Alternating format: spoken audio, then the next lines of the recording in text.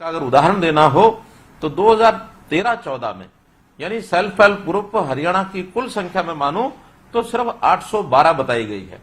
और अगर 14-15 में जिस वर्ष हमने सत्ता संभाली थी उस समय इस पर ध्यान दिया तो पहले वर्ष में लगभग 2100 और सेल्फ हेल्प ग्रुप और बने थे तो कुल 2900 हो गए थे। और अगर आज 9 साल के बाद 8.5 साल के बाद जब आपसे बात कर रहा हूं तो इनकी कुल संख्या बढ़ करके सेल्फ हेल्प ग्रुप्स की 57,000 से भी ऊपर हो गई है। अर्थात 5.5 लाख से ऊपर बहनें जो आज सेल्फ हेल्प ग्रुप से साथ जुड़ी हुई हैं। एक बहुत बड़ा अभियान ये चला है और मैं समझता हूं कि एक संगठित तौर पर, सामूहिक तौर पर, और ये जो एक काम हम करने का एक अभ्यास हमने बनाया है, ये दुनिया के लोगों को हमने बताया है कि एक अद्भुत ये युग है जिसमें इतने बड़े समूह में और इस प्रकार से एक कार्यक्रम हमने चलाया है। स्वरोजगार को एक माध्यम से अपने परिवार का पालन पोषण करना, ये एक आजीविका का मिशन, इसको हमने नाम दिया है। बल्कि मैं कहूंगा कि आजीविका का मिशन ही नहीं है, ये तो एक अपनी कला, अपना हुनर और अपना जो एक पारंपरिक ज्ञान है दुनिया भर के सामने लाने का ये एक मिशन है। क्योंकि हमारी बड़ी प्राचीन परंपरा है। हम कभी भी आज के युग में जैसे भौतिक युग की तरह चीजें देखी जाती हैं उस प्रकार से हमारे समाज ने कभी नहीं देखी। हमारे समाज के अंदर महिलाओं की अपनी भूमिका, परिवार के अंदर, अपने व्यवसाय में, अपने घर में जो मुखिया है उनके साथ काम में हाथ बटाना ये युगों से रहा है। खेती में भी काम बटाती रही हैं, कहीं छोटा मोटा उद्योग परिवार करता उसमें भी काम बटाती रही हैं। गरीब परिवार जहाँ मजदूरी करते हैं तो जहाँ पति मजदूरी करता है वहां पत्नी भी मजदूरी करती है, वो भी साथ लग करके काम करते हैं। और न केवल अपने लिए काम करते हैं बल्कि प्राचीन काल से ही हम सामाजिक भाव से भी काम करते हैं कि कभी कभी गांव के सामूहिक कामों में इकट्ठे होकर काम करते हैं, कभी कभी बड़े काम में हम एक दूसरे का साथ भी देते हैं, जिसको हरियाणवी भाषा में अगर मैं कहूं डंगवारा शब्द प्रयोग किया जाता है कि डंगवारा में आप हमारे यहाँ काम करो, अगले दिन हम आपके यहाँ काम करेंगे। तो ऐसे सामूहिक परंपराओं का ये चलन कोई आज का नहीं है, ये बहुत पुराना इस प्रकार का चलन है।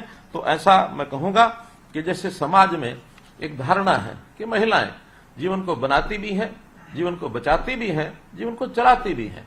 तो महिलाओं का ये जो योगदान है एक बहुत बड़ा योगदान है। इसके नाते से हमको निश्चित रूप से जो अवसर मिला है और हम जो काम कर रहे हैं इसकी हमारी सर्वदूर प्रशंसा हो रही है। हम बैंकों से या किसी भी साधनों से अपनी छोटी बड़ी राशि को इकट्ठा करते हैं और उस अपनी कमाई में से बचत भी करते हैं और बचत करके छोटे छोटे काम धंधे शुरू करके और अपना काम शुरू करते हैं और काम शुरू करके एक दूसरे की सहायता भी करते हैं। ये काम करते समय हम व्यवसाय या जो धंधा करते हैं या जो कोई किसी प्रकार का व्यापार करते हैं तो केवल अपने लिए ही नहीं करते हैं, हम एक दूसरे की सहायता भी करते हैं और सहायता करते हुए आगे करते हैं। हमारा गणित मुनाफा कमाना या हानि ये नहीं है, बल्कि एक दूसरे की सहायता करना, यही हमारा उसके पीछे उद्देश्य रहता है। और इस प्रकार की जो बातें हैं समाज के अंदर विरला ही मिलती है। कई बार तो समाज में ऐसे ऐसे लोग भी मिलते हैं जो एक दूसरे का सहयोग करने के लिए हमेशा तत्पर रहते हैं, एकांगी जीवन को नहीं जीते हैं। मैं एक कहानी सुनाना चाहूंगा। एक अफ्रीका में कबीला रहता है। वो कबीला इतना ज्यादा आपस में मिलजुल के रहता है कि एक बार एक मनोवैज्ञानिक वहां से निकला। उसको पता था कि इस कबीले में विशेषताएं बहुत हैं। उन्होंने एक प्रयोग शुरू किया। उस वैज्ञानिक ने उन्हें कहा छोटे छोटे बच्चे खड़े हैं, उन बच्चों को बुलाया और बुला करके एक लाइन में खड़ा किया, आओ आपको मैं खेल खिलाता हूं। खेल के बहाने उनके मन की भावना को जानने के लिए उसने एक कार्यक्रम किया। उन्होंने कहा अच्छे बच्चों लाइन में खड़े हो जाओ। वो लाइन में खड़े हो गए। थोड़ी दूरी पर उसने एक फल की टोकरी, एक मिठाई की टोकरी, ये 2 टोकरियां रख दी और रख दी उनका, चलाओ वहां से दौड़ो। दौड़ करके जो सबसे पहले जाएगा, जिस भी टोकरी पर जाएगा वो टोकरी उसको मिल जाएगी, फलों की है और मिठाई की है। 2 अलग अलग साइड में रख दी। अब बच्चे एक दूसरे की तरफ देखने लगे कि आज तो ये बहुत बड़ा संकट का विषय आ गया हमारे सामने। तो एक छोटा बच्चा, उस छोटा बच्चे ने जोर से शब्द कहा। उन्होंने कहा उबंतु। उबंतु कहते ही सब बच्चों ने एक दूसरे का हाथ पकड़ लिया और हाथ पकड़ करके सब चल पड़े, सबको साथ लेके गए और एक साथ उन टोकरियों के पास पहुंचे। उन्होंने मिठाई और जो फल एक ने नहीं लिए, उन्होंने सबने उसको मिल बांट के लिया। अब वो मनोवैज्ञानिक जो थे बड़े हैरान हुए कि छोटे बच्चे भी इस प्रकार की भावना, मैं उनको एक अकेले में दौड़ा रहा हूं, उनको लालच दे रहा हूं, लेकिन वो लालच में नहीं आए। तो उन्होंने पूछा कि ऐसे कैसे किया आपने? तब उन्होंने कहा हमारे कबीले का नाम उबंतु है, अपनी भाषा में कहा, और उबंतु का मतलब मैं नहीं हम है, not I, we are one. तो इस प्रकार का उनकी एक भावना, कबीले की भावना होते हुए हैरानी हुई उसको। मेरा तो ऐसा भाव है कि हम जो गांव में रहने वाले हमारे परिवार, उनकी महिलाएं, अगर ये ठान लें कि हम सब महिलाएं मिलकर के आगे बढ़ेंगी, निश्चित रूप से बहुत बड़ा इसका लाभ होने वाला है। मैंने पिछले दिनों में मुख्यमंत्री अंत्योदय परिवार उत्थान योजना के अंतर्गत ये भावना प्रकट की थी कि हमारे ही गांव में बहुत परिवार ऐसे हैं जिनकी आय साल की 1 लाख रुपया भी नहीं है, अर्थात महीने की 8,000 रुपए से भी कम है। तो क्या हमारा कोई सेल्फ हेल्प ग्रुप वहां है? अगर सेल्फ हेल्प ग्रुप वहां है तो कम से कम 10 बहनें पहले हैं, एक बहन को और जो ऐसा परिवार है उसको अपने अंदर मिलाएं, तो 11 मिलकर के, जो अभी तक 10 बहनों का काम है वो 11 बहनें करें, जो लाभ 10 बहनें मिलकर बांटती हैं तो 11 बहनें मिलकर बांटें, ताकि हम 10 ने एक और परिवार को 1 लाख की सीमा से ऊपर ले आए। क्योंकि निश्चित रूप से हमारे सेल्फ हेल्प ग्रुप की आमदन, इनकम ये अच्छी ही होगी।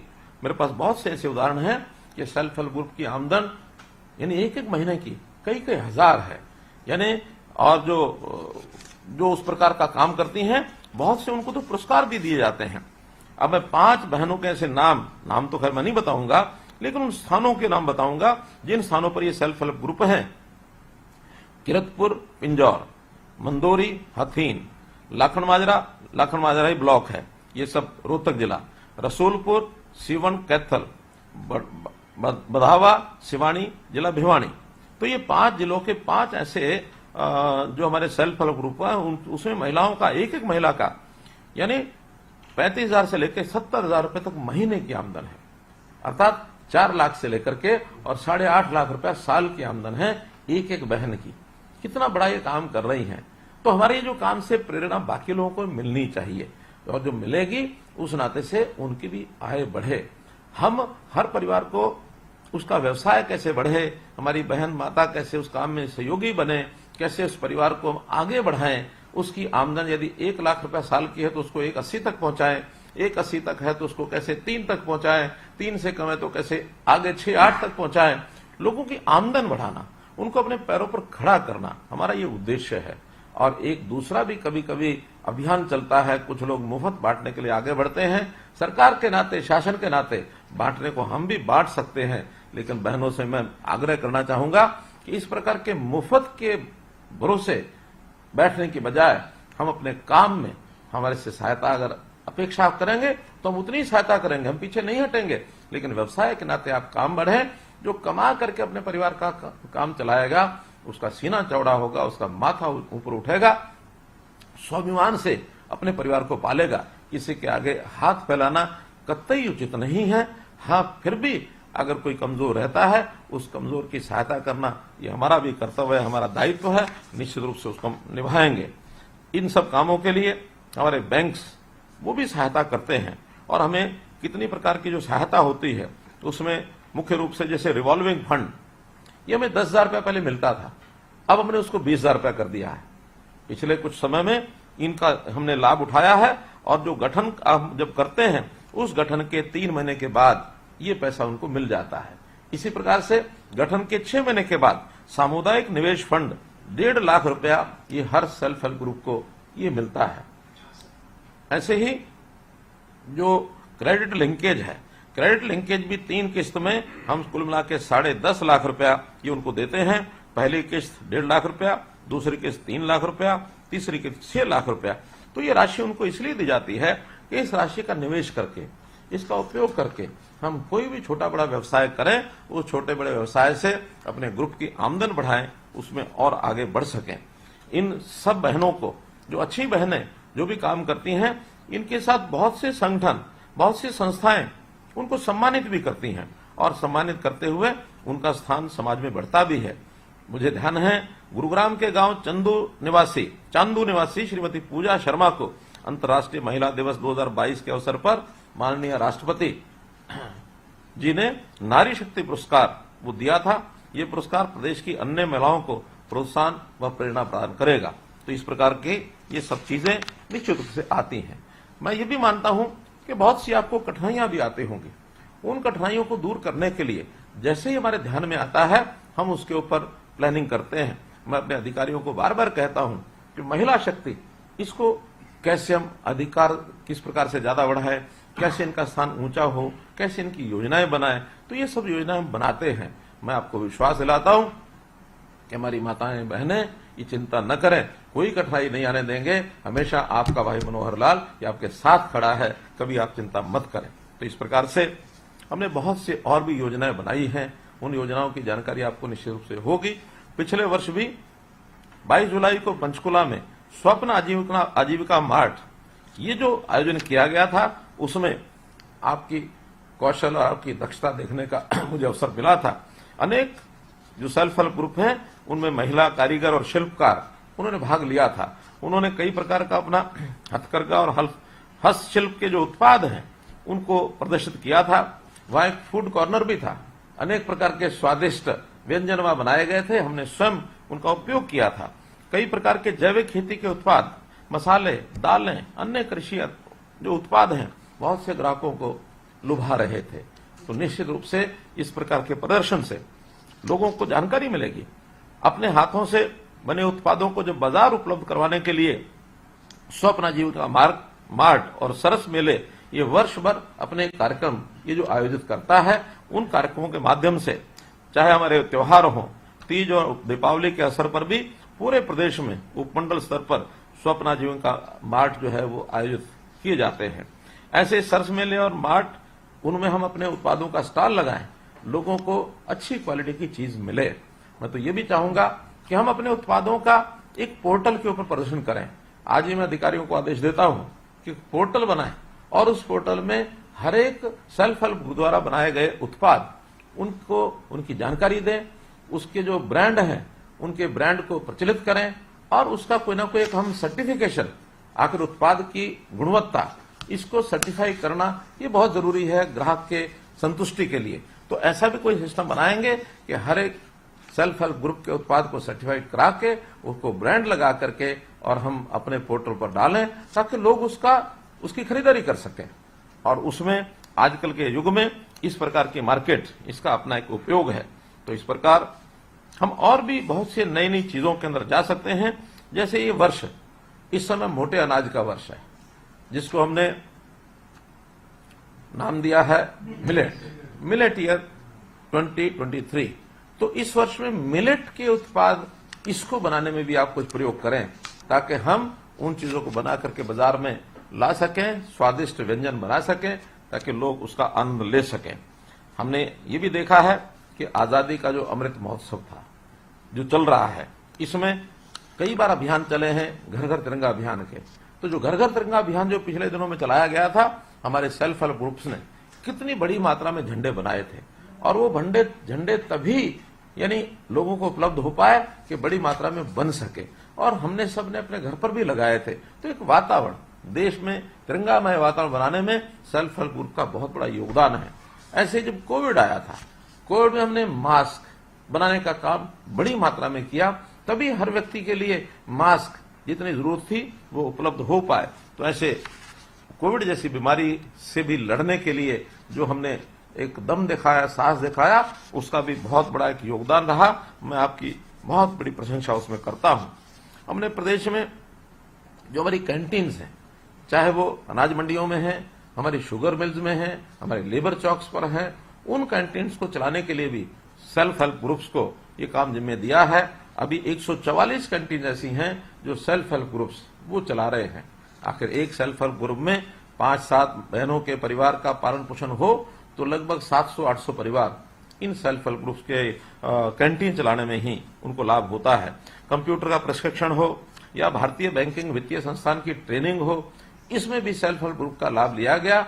अभी 773 महिलाएं ऐसी हैं जो बीसीएस का काम कर रही हैं गांव में, यानी बैंकों से पैसा लेकर के घर घर में जाके उसका वितरण करना, ये हमारी बहनें उसी प्रशिक्षण के कारण से कर रही हैं।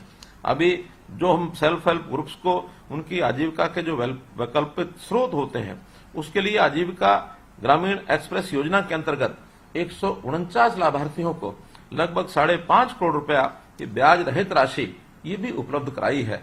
और ऐसी बहुत सी योजनाएं हम आगे बढ़ा रहे हैं। पंचायती राज संस्थाओं में भी महिलाओं की भूमिका बहुत बड़ी भूमिका है। पढ़ी लिखी पंचायतें हमने बनाई, उसमें भी महिलाएं पढ़ लिख करके बहुत आगे आई। ऐसे ही हमने महिलाओं का 50% का जो पंचायतों के अंदर एक प्रतिनिधित्व दिया, वो भी महिलाओं की शक्ति को आगे खूब बढ़ाया है। आज पंचायतों में महिलाओं की भूमिका बहुत प्रभावी भूमिका है। हम गांव के अंदर कई बार सुनते हैं कि उनके पास, हमारी बहनों के पास बैठने के लिए स्थान नहीं है, उनको कोई मीटिंग करनी है। मीटिंग करने के लिए मैं कहूंगा कि ग्राम सचिवालय जो गांव में हमने बनाए हैं उनमें एक एक कमरा उनकी बैठक के लिए भी निश्चित कर दें, ताकि साप्ताहिक बैठक करने के लिए उनको स्थान मिल सके। जहां ग्राम सचिवालय में जगह नहीं हो तो कोई भी जो हमारा सार्वजनिक स्थान है उन सार्वजनिक स्थानों के ऊपर उनके बैठने की व्यवस्था ये सब कराई जानी चाहिए। तो ऐसे ही महिलाओं के प्रशिक्षण में सिलाई प्रशिक्षण अपने आप में यह भी बहुत बड़ा काम है। इस सिलाई प्रशिक्षण में भी पहले हम प्रतिदिन के लिए उनके खर्च के लिए 150 रुपए की राशि ये देते थे। अब उसको हमने बढ़ा करके मासिक भत्ता उसको बढ़ा करके हमने 300 रुपया किया है और इस राशि का भी हम अपने प्रशिक्षण में जो हमारा खर्च आता है उसके लिए हम उपयोग कर सकेंगे। ऐसे ही प्रशिक्षण के बाद सिलाई मशीनें बांटने का काम भी हम करते हैं।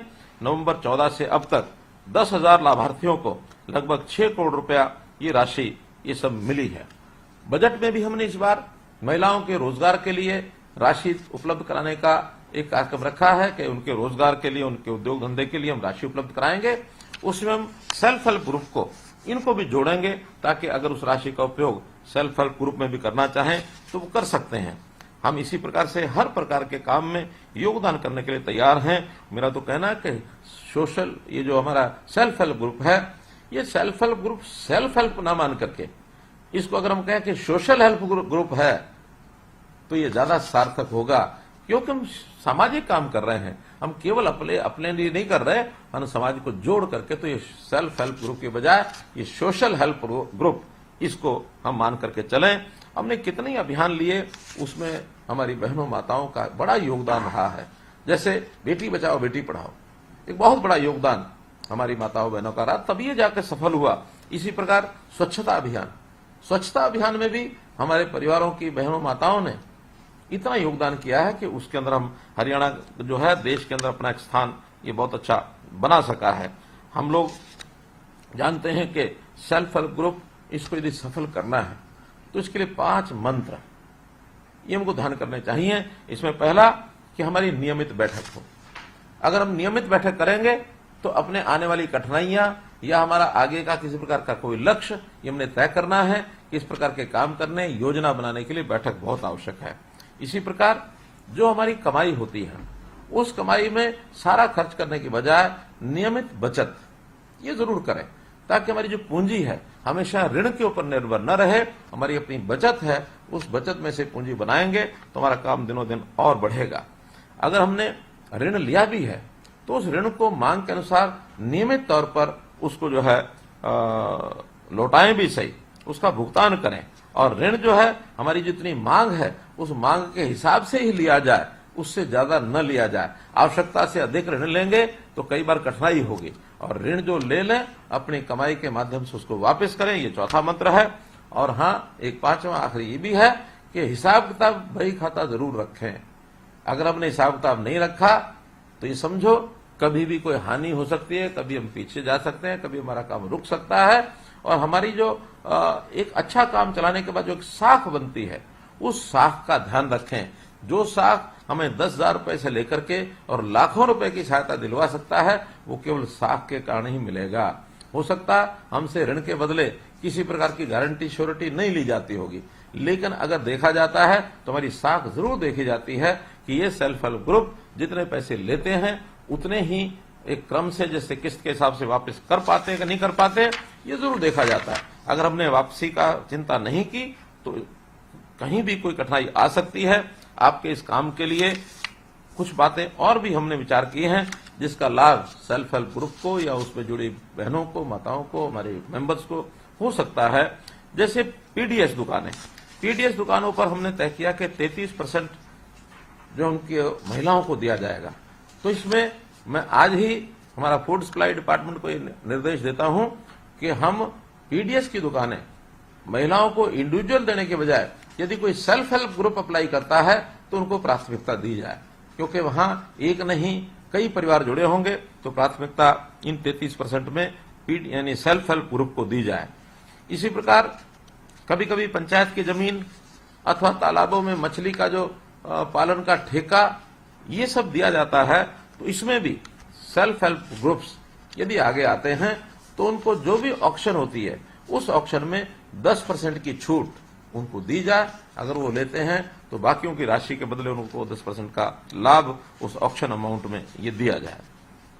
इसी तरह एक कठिनाई और आती है, हमारी सेल्फ हेल्प ग्रुप की बहनें जब अच्छा कमाने लगती हैं तो उनको भय सताने लगता है कि अगर हम कमाई ज्यादा करेंगे तो हमारा राशन कार्ड कट जाएगा, हमारा आयुष्मान कार्ड कट जाएगा। मेरा कहना इसकी चिंता नहीं करनी चाहिए। आप कमाने के लिए आगे बढ़ो, क्योंकि आप ज्यादा कमाएंगे तो ये जो लाभ मिलने वाला है तो बहुत कम मिलने वाला है। ये लाभ तो वर्ष का केवल 5 से 6 हजार रुपए का महीने साल का लाभ मिलता है। आप अपनी कमाई 5 से 6 हजार रुपए बचाने के लिए अपनी कमाई कम दिखाएं, ये उचित नहीं है। और यहाँ एक बड़ी खबर का रुख कर रहे हैं। ये आपने सुना अभी संबोधन मुख्यमंत्री मनोहर लाल का सेल्फ हेल्प ग्रुप के तमाम वर्कर्स को, तमाम काम करने वालों को संबोधित कर रहे थे मुख्यमंत्री। उन्होंने कहा कि लोगों की आमदनी बढ़ाना हमारा लक्ष्य है, दूसरों की मदद करना हमारा लक्ष्य है। इस मौके पर उन्होंने सेल्फ हेल्प ग्रुप्स का हौसला बढ़ाते हुए कहा कि आप लोगों की वजह से समाज को एक बड़ी मदद मिल रही है। ये बड़ा अपडेट है आपके टीवी स्क्रीन पर। मुख्यमंत्री मनोहर लाल अपना संबोधन दे रहे हैं। इस हवाले से उन्होंने सेल्फ हेल्प ग्रुप के तमाम सदस्यों को संबोधित करते हुए कहा कि 10 बहनों का काम 11 बहनें मिलकर करें। साथ ही उन्होंने कहा कि सेल्फ हेल्प ग्रुप दरअसल समाज की मदद कर रहा है, इसलिए इसका नाम सेल्फ हेल्प ग्रुप नहीं, सोशल हेल्प ग्रुप होना चाहिए।